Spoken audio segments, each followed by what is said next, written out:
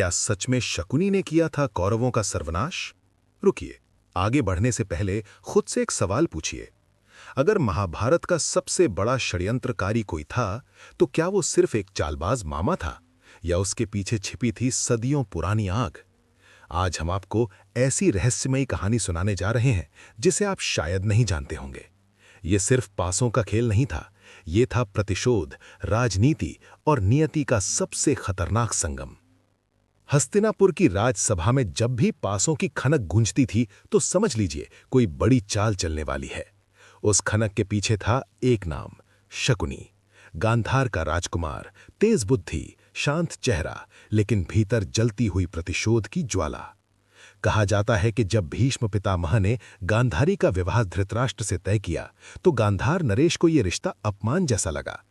अंधे राजकुमार से उनकी बेटी का विवाह, और ऊपर से राजनीतिक दबाव। कई कथाओं में यह भी वर्णन मिलता है कि गांधार के राज परिवार को हस्तिनापुर ने कैद कर लिया था। भूख और अपमान से तड़पते हुए परिवार ने शपथ ली, हम हस्तिनापुर की जड़ें हिला देंगे। और वही शपथ बन गई शकुनी की सांस। अब जरा सोचिए, अगर शकुनी सिर्फ सत्ता चाहता, तो क्या वो खुद राजा बनने की कोशिश नहीं करता?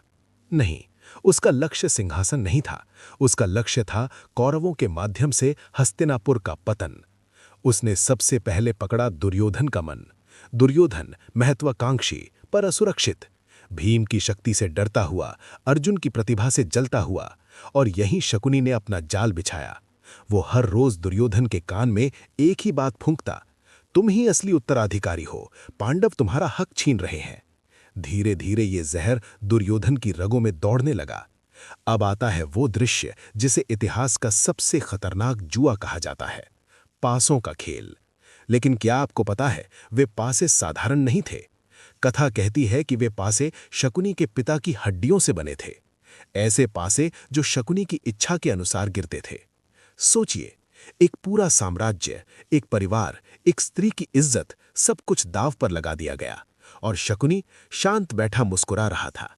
जब युधिष्ठिर एक एक कर सब कुछ हारते गए, राज्य, भाई, स्वयं को, और अंत में द्रौपदी को, तो क्या यह सिर्फ जुआ था, या ये वर्षों की साजिश का परिणाम? लेकिन ठहरिए, कहानी यहीं खत्म नहीं होती।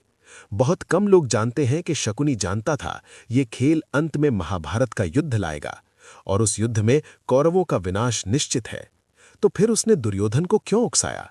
क्योंकि उसका लक्ष्य था कौरवों के माध्यम से हस्तिनापुर का अंत। वो जानता था कि दुर्योधन की जिद, कर्ण का साथ और धृतराष्ट्र की अंधी ममता, इन सब को मिलाकर वो एक ऐसी आग जला सकता है जो पूरे कुरुवंश को भस्म कर दे। और वही हुआ। कुरुक्षेत्र की भूमि पर जब शंखनाद हुआ, तो शकुनी की वर्षों पुरानी योजना अपने चरम पर थी।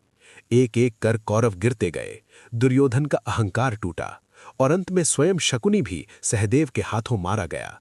लेकिन मरते समय उसके चेहरे पर भय नहीं, एक अजीब सी संतुष्टि थी, क्योंकि उसका बदला पूरा हो चुका था।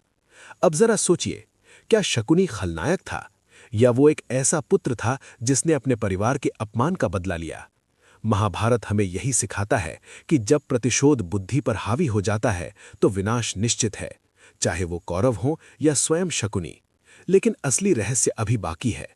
कुछ विद्वानों का मानना है कि अगर शकुनी न होता, तो शायद महाभारत का युद्ध टल जाता।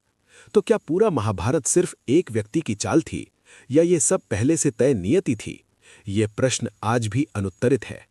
अगर आपको ऐसी ही रहस्यमयी और अनसुनी कहानियां सुनना पसंद है, अगर आप महाभारत के छिपे हुए रहस्यों को जानना चाहते हैं, तो अभी हमारे YouTube चैनल कृष्ण दृष्टि महाभारत को सब्सक्राइब जरूर करें, क्योंकि हम लाते हैं वो कहानियां जो इतिहास की धूल में दब गईं, लेकिन जिनकी गूंज आज भी समय के गलियारों में सुनाई देती है।